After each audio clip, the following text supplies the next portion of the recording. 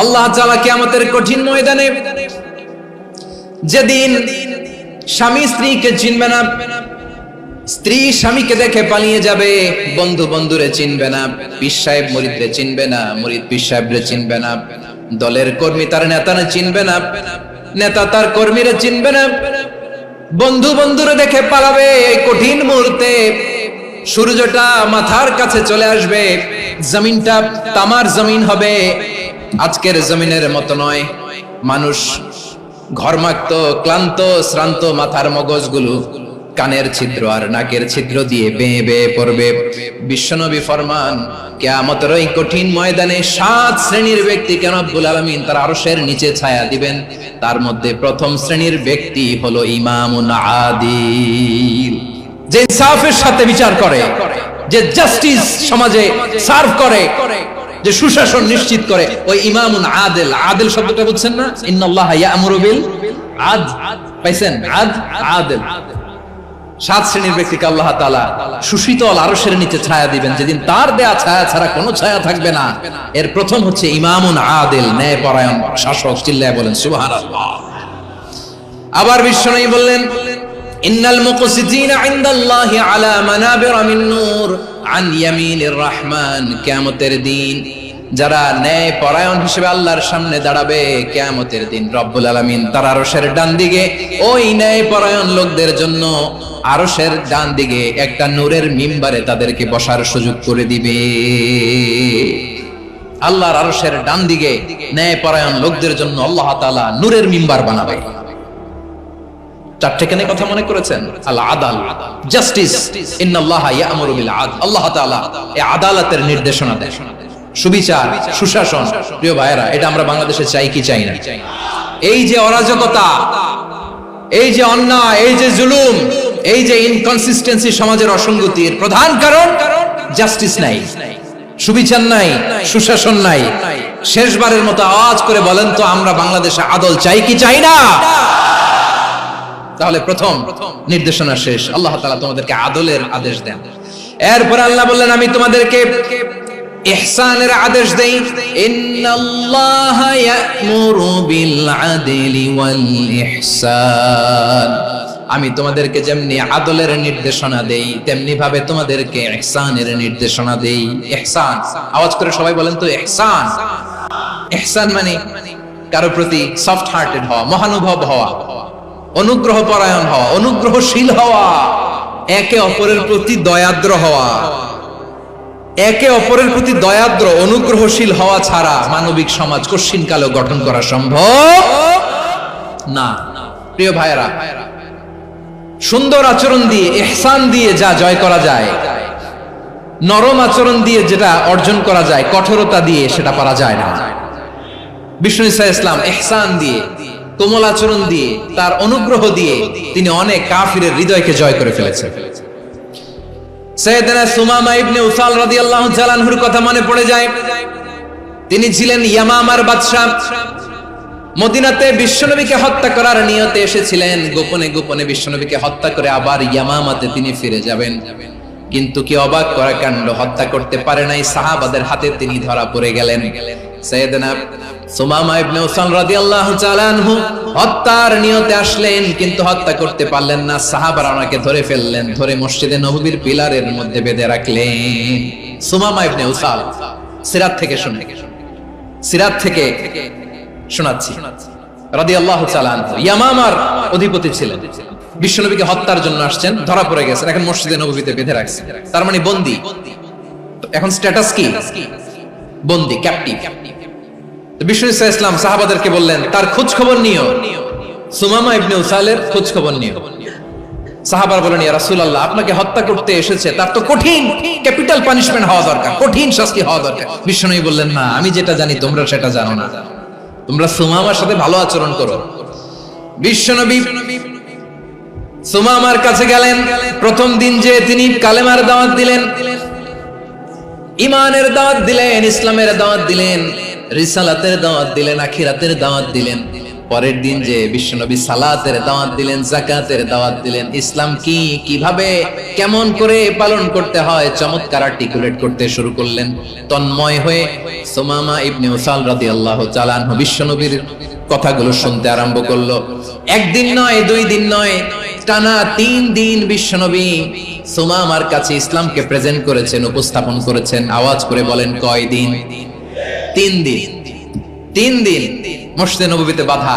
আর সাহাবীদেরকে বললেন তার খোঁজ খবর নিও, তোমরা যে রুটি বানাও এর মধ্যে সবচেয়ে ভালো আটার রুটিটা তারে দিও, সবচেয়ে রিফাইন্ড খেজুর যেটা পিওর খেজুর এটা তারে দিও। আর বিশ্বনবী নিজের উট থেকে দুধ দহন করে ওনার বাড়ির এক কর্মচারীকে বলেছেন দুধ দহন করে সুমামার জন্য নিয়ে যেও। সুবহানাল্লাহ পড়বেন না? সবাই তো অবাক, ইয়ামামা থেকে আসছে নবীকে হত্যা করতে, বিশ্বনবী দেখে তারে জামাই আদর করে।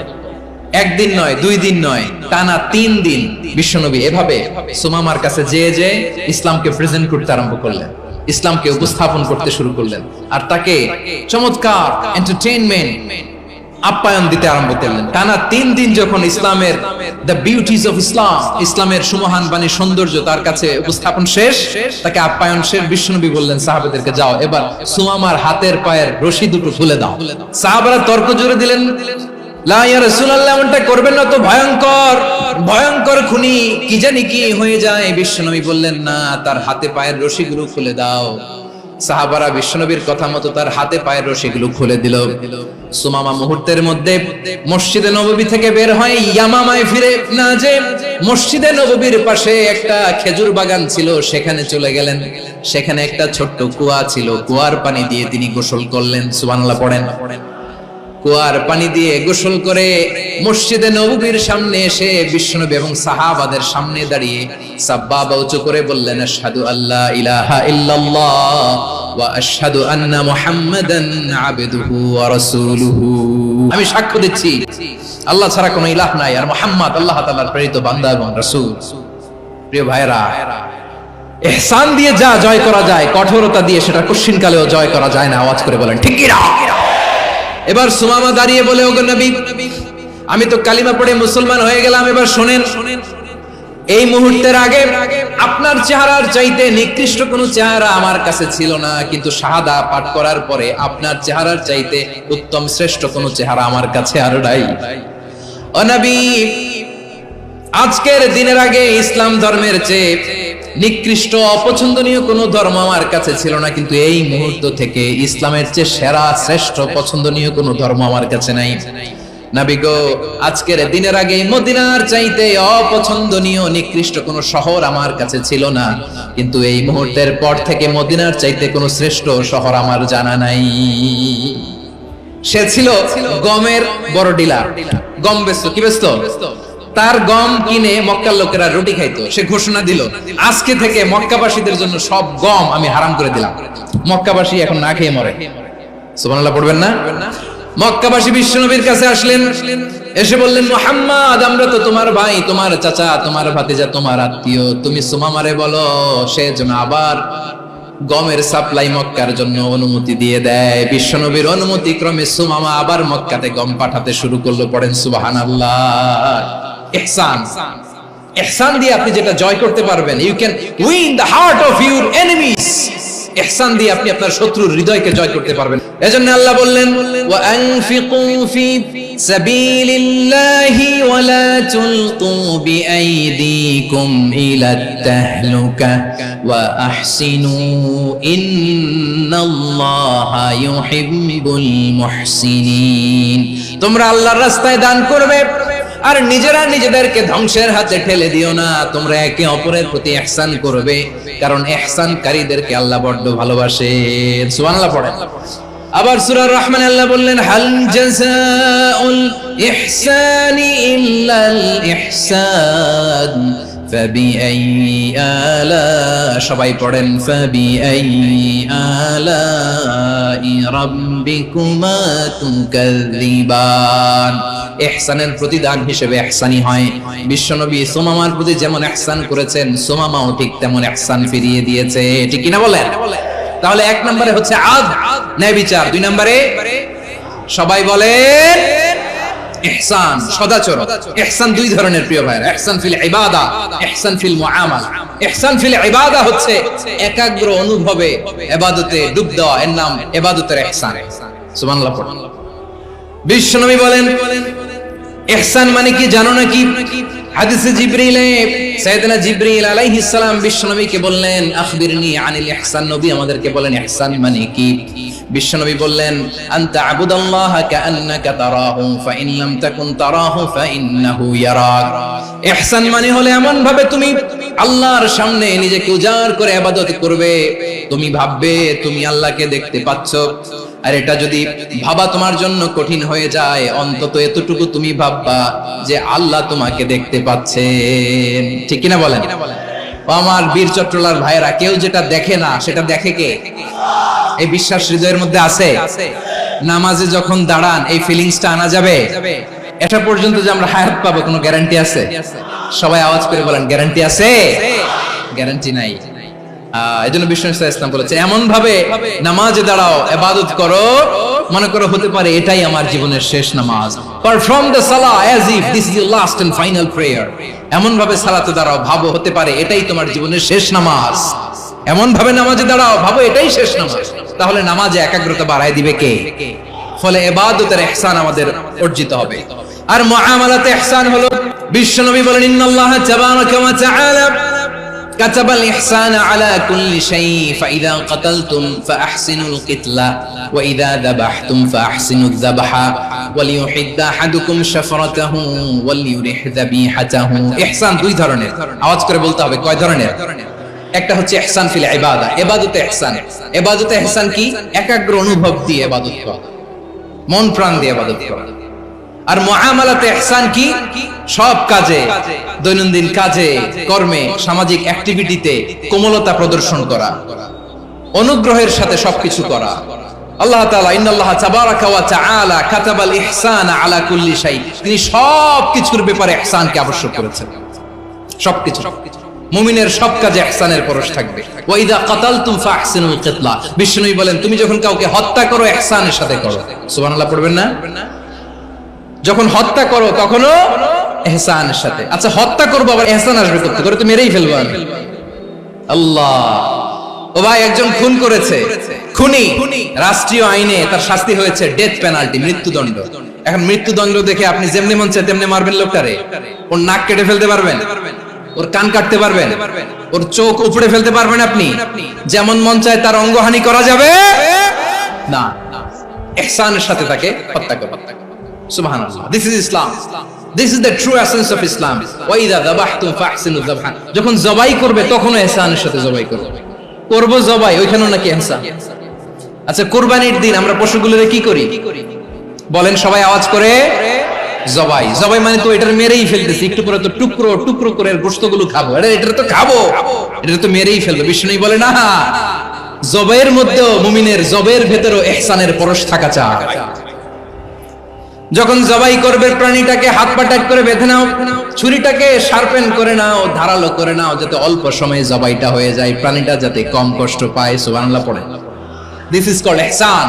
আল্লাহ তাআলা যেমনি আদলের আদেশ করেছেন, ন্যায় বিচার, জাস্টিস এনশিওর করতে বলেছেন, সমাজে ইহসানের ব্যবহার, ইহসানের অনুশীলন তিনি করতে বলেছেন। এজন্য মুমিনের প্রতিটি কাজে, আমার চট্টগ্রামের ভাইরা আমার দিকে তাকান, খেয়াল করে শুনুন, মুমিন জীবনের প্রতিটি কাজে ইহসানের পরশ থাকা চাই। আমরা যেন আমাদের পরিবারের প্রতি ইহসান করি, আমরা যেন আমাদের কর্মচারীদের প্রতি ইহসান করি, আমরা যেন আমাদের কলিগদের প্রতি ইহসান করি, আমরা যেন আমাদের ভাইদের প্রতি ইহসান করি। মুমিন জীবনের প্রতি কাজে ইহসানের পরশ থাকার দরকার আছে না নাই? কথা বুঝতে পেরেছেন?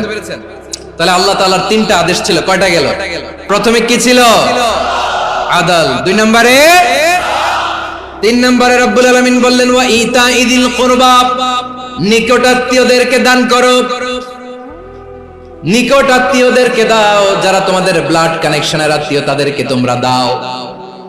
এখানে জেনারেলি বললেন দাও, কি দিব সেটা তিনি এখানে বলেন নাই, সেটা তিনি সূরাতুল ইসরার মধ্যে বলেছেন। আল্লাহ বলেন ওয়া আতিদাল কুরবা হাক্কা, নিকট আত্মীয়দেরকে তাদের অধিকার, তাদের প্রাপ্য তোমরা বুঝিয়ে দাও। দেখেন, একটা শান্তির সমাজ, একটা সমৃদ্ধ সমাজ, একটা মানবিক সমাজ গঠনের জন্য আল্লাহ তাআলা বেশি না মাত্র 3টা অর্ডার, 3টা ভার্ডিক্ট তিনি জারি করেছেন। 1 নাম্বার সুশাসন, ন্যায় বিচার। 2 নাম্বার ইহসান। 3 নাম্বার নিকটাত্মীয়, যারা কাছে, তোমার ভেরি ক্লোজ রিলেশনশিপে আছে, তাদেরকে দাও। দাও, দিলে বাড়িয়ে দেয় কে? অনেকে দিতে চায় না, কৃপণতা করে। দিলে বাড়ায় দেয় কে?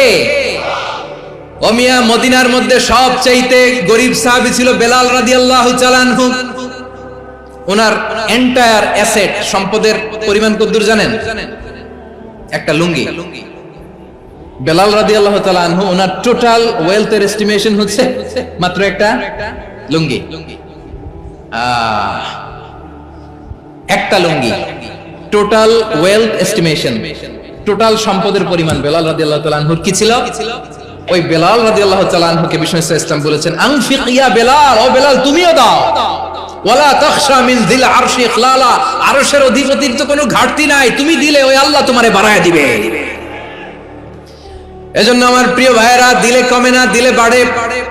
অনেকে ধরে রাখে, নতুন কিছু নিতে পারে না, হাত দিয়ে যেটা ধরে রেখেছেন এটা দিয়ে দেন, বড় একটা ধরার সুযোগ পাবেন। জোরে বলেন ঠিক কিনা? রাব্বুল আলামিন বললেন 3 নাম্বার আদেশ হলো তোমাদের প্রতি সমাজটারে কেমন করে মানবিক সমাজ, সুন্দর সমাজ গড়বা। 3 নাম্বার আদেশ হলো ওয়াতিদাল কুরবা হাক্কা, নিকটাত্মীয়দেরকে তাদের প্রাপ্য বুঝিয়ে দাও। এই নিকটাত্মীয়দেরকে তাদের অধিকার বুঝিয়ে দেওয়া, প্রাপ্য বুঝিয়ে দেওয়াতে আমাদের গাফলতি আছে না নাই? অনেকে দেখবেন অনেক আল্লাহওয়ালা, তাহাজ্জুদ গুজার, সেজদা দিতে দিতে কপালে কালো দাগ ফেলে দিছে, সে তার বোনের হকটা আদায় করে নাই, আছে না নাই? অনেক বড় হাজী সাহেব, বিশাল লম্বা দাড়ি, ছেলেরে সব দিয়ে দিছে, মেয়েরে কিছু দেয় নাই, মেয়ের হক আদায় করে নাই, আছে না নাই? এই হাজী সাহেবেরা, এই আল্লাহওয়ালারা কিয়ামতের ময়দানে আটকে যাবে। আপনি অন্যের অধিকার নষ্ট করেছেন, তাদের রাইটস কে ভায়োলেট করেছেন। এজন্য আল্লাহ তাআলা বলেন, কারো অধিকার যদি কেউ নষ্ট করে, ওই সমাজটা মানবিক সমাজ কঠিন কালেও হতে পারে না। এজন্য 3 নম্বর আল্লাহ বললেন, ওয়া ইতা ইদিল কুরবা, নিকটাত্মীয়দেরকে দাও। কি দিবা? তাদের অধিকার দিয়ে দাও।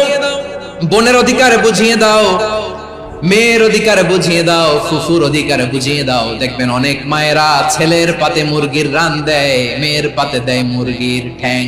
তো মেয়ের কি মুরগির রান খেতে মনে চায় না? মনে চায় না? এমনটা করা যাবে না। নিকটাত্মীয়দেরকে অধিকার দিয়ে দাও, নিকটাত্মীয়ের সাথে সুসম্পর্ক রাখো। আদেশটা কার?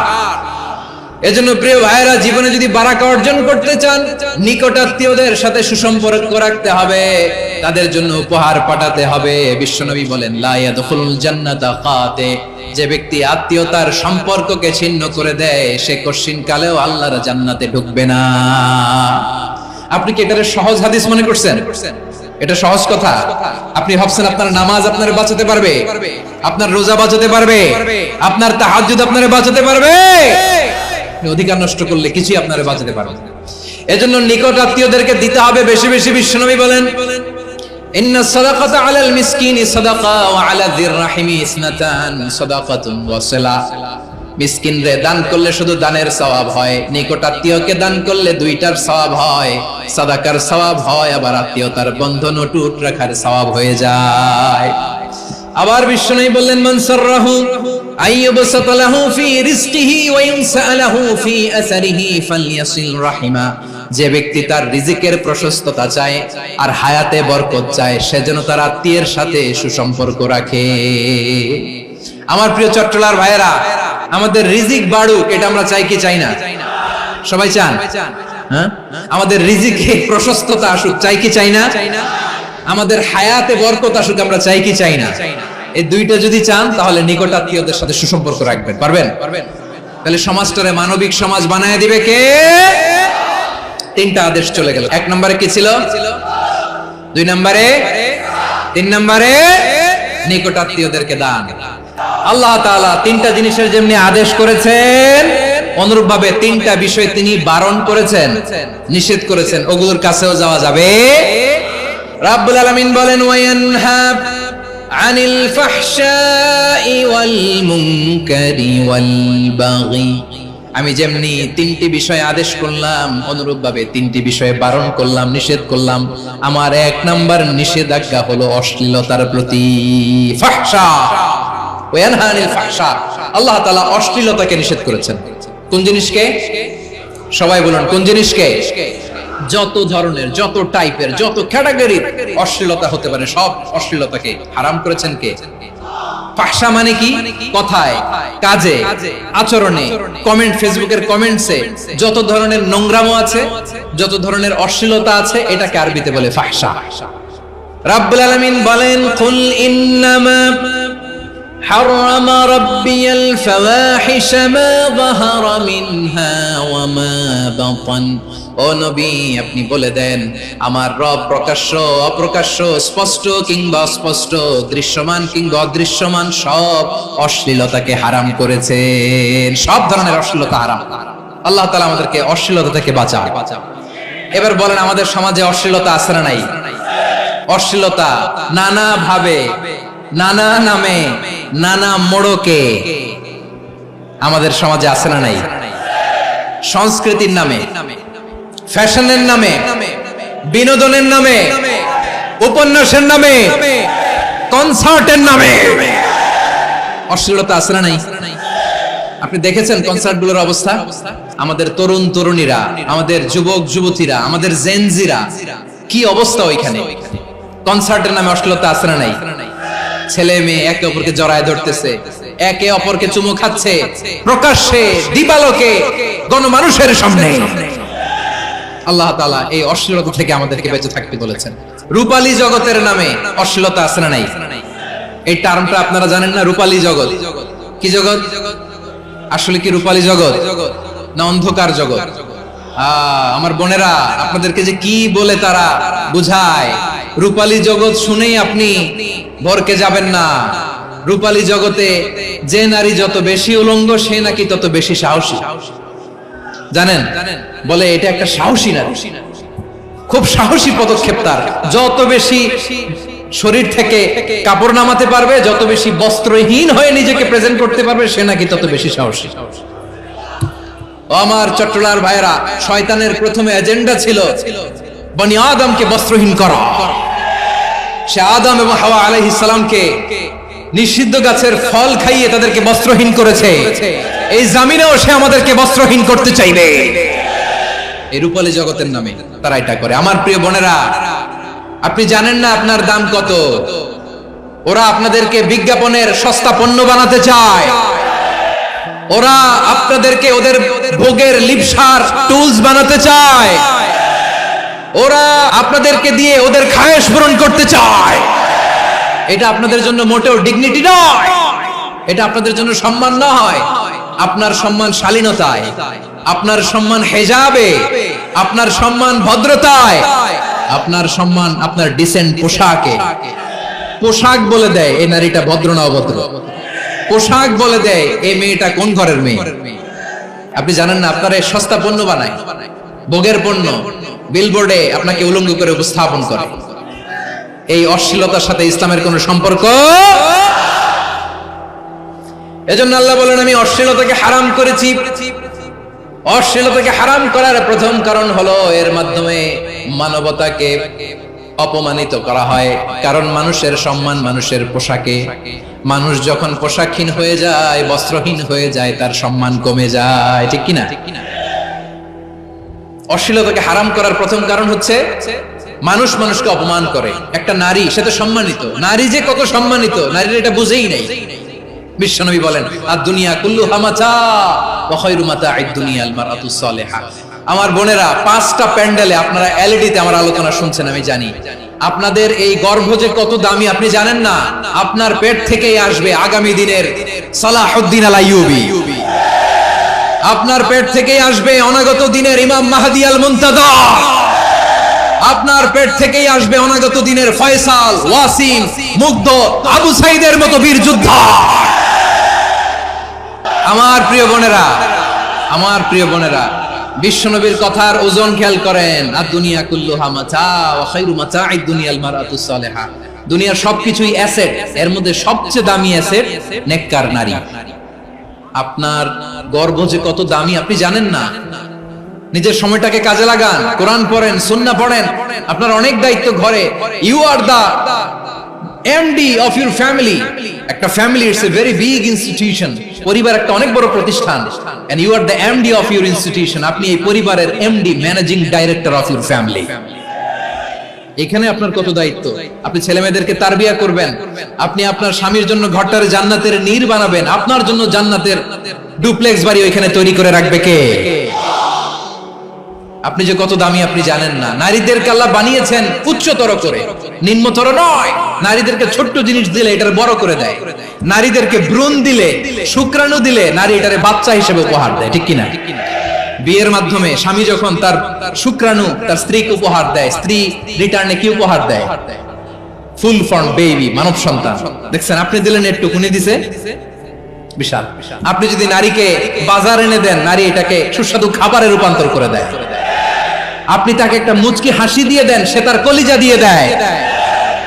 কিন্তু যদি আপনি তার মনে কষ্ট দেন, সে আপনার জীবনকে জাহান্নাম বানায়া দেয়। নারীর মন বুঝতে পারলে নেয়ামত, বুঝতে না পারলে কিয়ামত। আমার প্রিয় বোনেরা, আপনি যে কত দামি আপনি জানেন না। অনেক দামি আপনি। আপনাদেরকে যেন ভোগের সস্তা পণ্য বানাতে না পারে, আপনাদেরকে সচেতন থাকতে হবে। তাহলে কেন আল্লাহ তাআলা এই ফাহশা অশ্লীলতাকে হারাম করলেন? 1 নাম্বার, এতে হিউম্যান ডিগনিটি কমে। 2 নাম্বার, এতে মানুষের অধিকার নষ্ট হয়। আপনি বিয়ে করেছেন এরে পরকীয়া